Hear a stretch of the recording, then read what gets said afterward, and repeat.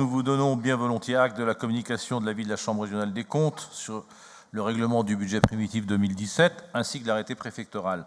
Je voudrais quand même rappeler à l'occasion de ce rapport que votre exécutif cumule les condamnations suite à des recours donc parfaitement fondés, puisque vous avez été condamné, des recours parfaitement fondés des groupes d'opposition, dont le nôtre.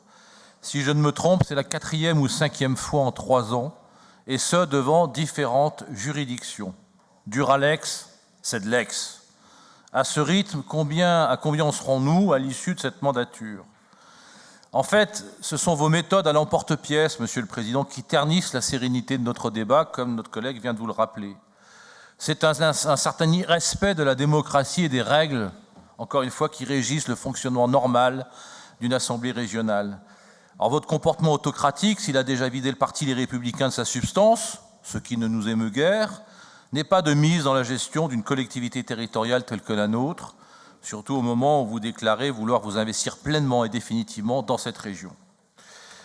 Rappelons enfin que tout cela a un prix aussi, à raison des coûts inhérents à ces procédures que vous faites supporter par le budget régional. Alors, Monsieur le Président, j'ai envie de vous dire stop ou encore.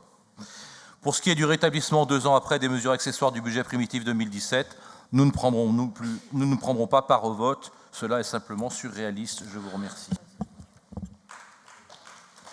Je voudrais, Monsieur Perrot, mettre les choses au point.